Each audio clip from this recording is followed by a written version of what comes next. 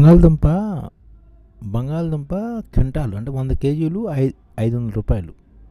అసలు యాక్చువల్గా 1500 రూపాయలకి అమ్మాలి, అప్పుడు రైతు బాగుపడతాడు. కానీ 500 రూపాయలకి అమ్ముతున్నాడు అనమాట. అలాగే కేజీకి కాలీఫ్లవరు, క్యాబేజీ, టమాటా ధరలు కూడాను రైతులకి 3 రూపాయల దాటి కూడా లభించట్లేదు. ఇప్పుడు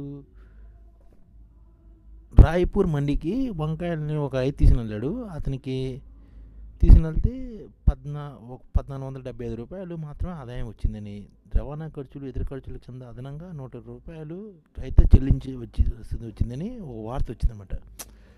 ఇది రాయ్పూర్లోని మహాసముండ్ అనే ఛత్తీస్గఢ్ జిల్లాలోని ఛత్తీస్గఢ్ రాష్ట్రంలోని మహాసముందు చెందిన ఒక రైతుకి రాయ్పూర్ మండికి తీసుకెళ్తే అతనికి వచ్చిందనమాట. అంటే అతను వంకాయలు పండించి ఆ అమ్మగా వచ్చిన డబ్బు కన్నాను ఇతను తిరిగి చెల్లించాడు ఇంకో 121 రూపాయలు. ఎందుకంటే రవాణా ఖర్చులు, మార్కెట్ ఖర్చులు ఇవన్నీ అనమాట. అలాగే వెల్లుల్లి రైతులు కూడా తమ సొంత మొత్తాన్ని స్థానిక నదుల్లోని కలిపేశారన్నమాట. వెల్లుల్లి రైతులు కూడా ఇలాగా న్యూస్లు వస్తూనే ఉన్నాయి. అలాగే ఉల్లిపాయ రైతులు 500 కేజీ 520 కేజీలు తీసుకుని వెళ్తే 2 రూపాయలు వచ్చిందనమాట రైతుకి. అదొకటి ఇలాగా చాలా దేశవ్యాప్తంగా ఇలాంటి సంఘటనలు చాలా జరుగుతున్నాయన్నమాట. ఇప్పుడు అమెరికాలో అయితే ధరలు పడిపోతున్నప్పుడు రైతులు నష్టం కలగకుండా ఓ యంత్రాంగాన్ని ఏర్పరిచారన్నమాట. పాలధరలు పడిపోయిన సమయాల్లో స్కూల్ ఫీడింగ్ ప్రోగ్రాం పొందుపరిచేలా రైతులు మరింత చీజ్ తయారు చేయాలని రైతులకు కోరే యంత్రాంగాన్ని అమెరికా రూపొందింది. అలాగే స్ట్రాబెర్రీల ధరలు పతనమైతే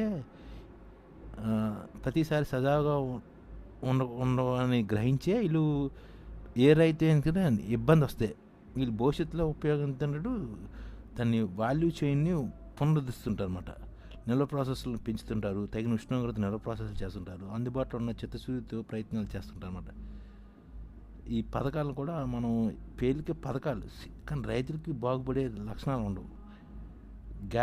గ్యారంటీ ధర ఇస్తామని చెప్తారు కానీ అది గ్యారంటీ ధరలు ఉండవు. ఇటు పోనీ వినియోగదారులు బాగుపడుతున్నారంటే వినియోగదారులు కూడా మధ్యలో బాగుపడుతుంది ఎవరంటే దళారులు. ఇప్పుడు రైతుని తానే సృష్టించాడు. టమాటా కానీ వెల్లుల్లి కానీ వాడికి నాశనం చేసే అధికారం కూడా ఉంటుంది కదా. అందుకని అంటున్నాడు, నేనే సృష్టించాను, నేనే దాన్ని పెంచాను, నేనే దాన్ని ధ్వంసం చేస్తున్నానని రైతులు అంటున్నమాట. ఇలాగా చాలా మటుకు మన టమాటా రైతులు ఆదిలాబాద్, జహీరాబాద్లోని ఇలాగ జరిగిందనమాట. టమాటా పంటను పండించి నిరాశ నిస్పృహతోటి కిలోకు 2 రూపాయలు కూడా రాలేదని బుట్టలకి టమాటాను సర్దడం కూడా వేస్ట్, రవాణా ఖర్చులు వేస్ట్ అని వాళ్ళు టమాటాలను పొలాలను వదిలేస్తున్నారు అన్నమాట.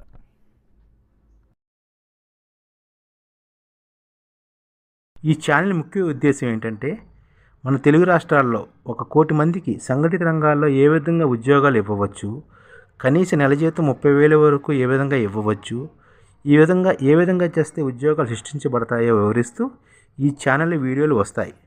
అలాంటి వీడియోలు మీకు కావాలంటే మన ఐడిఎఫ్ భాస్కర్ ఛానల్ని సబ్స్క్రైబ్ చేసుకోండి.